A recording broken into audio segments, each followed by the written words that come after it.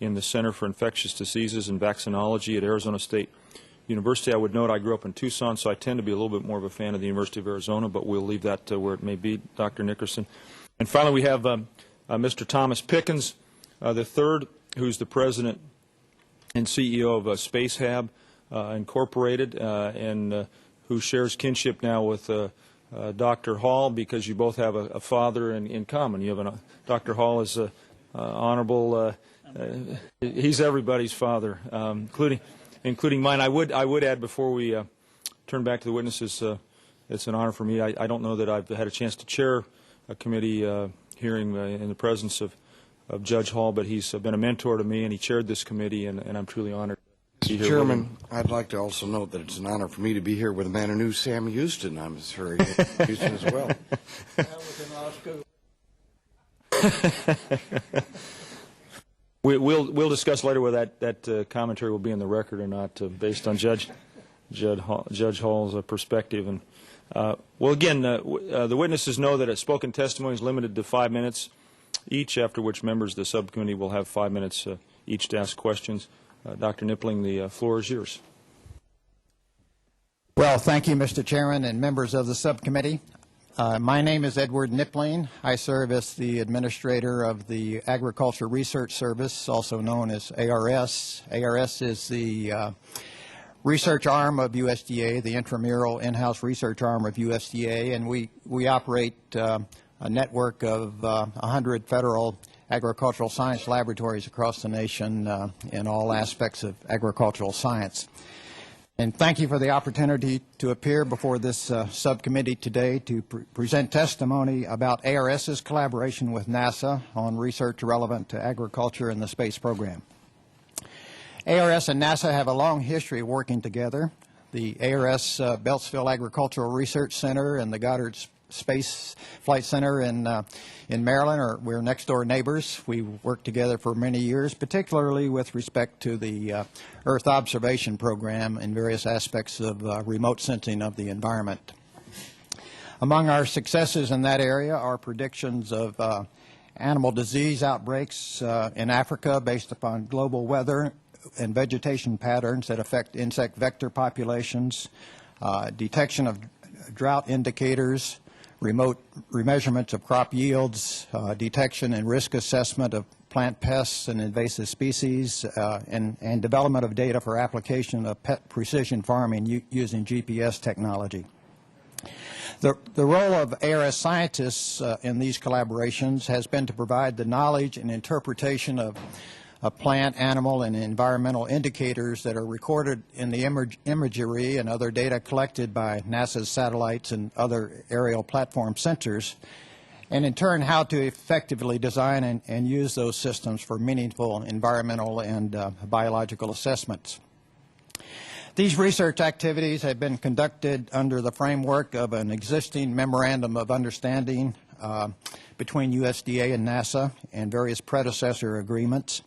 And today I will speak of a planned new Memorandum of Understanding involving research collaboration in the agricultural life sciences that will take advantage of the microgravity environment of the International Space Station. And Mr. Chairman, I will address 4 questions about this new collaboration between ARS and NASA that are of particular interest to this subcommittee. One of these is what achievements are expected under this new collaboration? Well, we anticipate this research will lead to new understandings of biological cellular mechanisms and creative new ways to improve American agriculture, protect the environment, and contribute to human health. These will be based upon principles related to the early development of cells and how that development is influenced by zero or reduced gravity compared to the Earth's gravitational field. Certainly, access to the facilities and the environment of the International Space Station will provide ARS with new abilities to test biological processes in microgravity. Topics of immediate interest are development of plant and animal cells in culture and improved understanding of the capacity of such cells to express desired traits or to develop in specialized ways. Selection of cell lines under microgravity may provide germplasm capable of improving plant resistance to pathogens, improved growth characteristics, and generation of functional replacement organs. Question number 2, how will ARS and NASA proceed on these collaborations? Our ARS program managers and scientists have met with NASA program managers and scientists to define areas of mutual interest.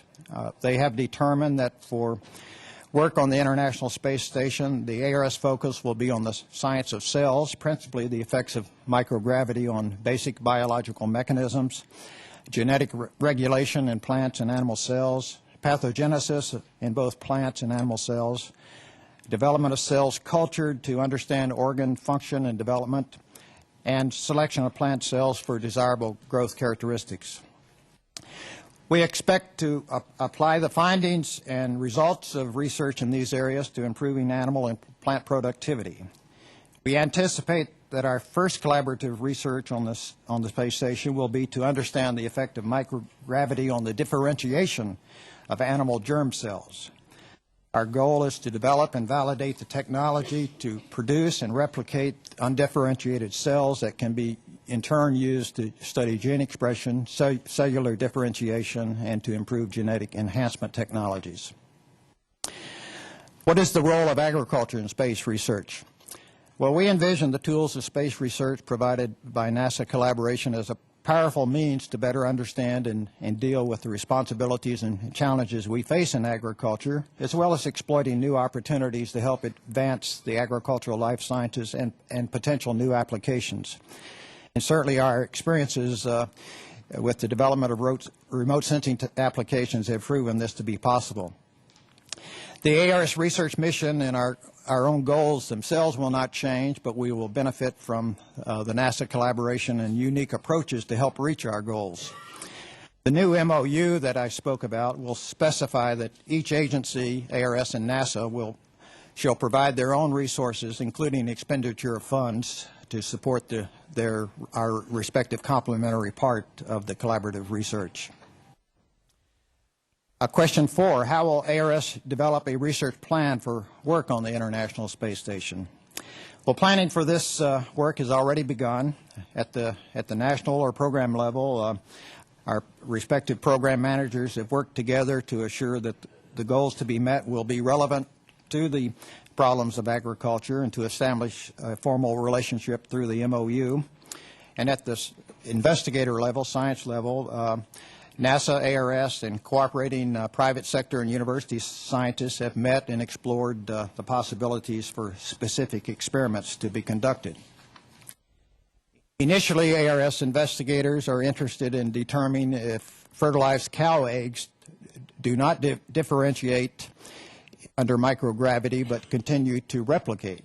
And additional experiments will be designed for a particular set of cell lines from swine embryos that have been shown to give rise to liver cells. And these cells may have potential use in artificial liver devices. Many questions about the regulation of their differentiation and replication in culture remain unanswered, and the research planning has focused on the design of experiments to answer such questions. And in addition to the potential value of all of these experiments for advancing animal and plant agriculture, they are expected to serve as models for beneficial applications of cell culture technologies for human health as well. Mr. Chairman and members of the subcommittee,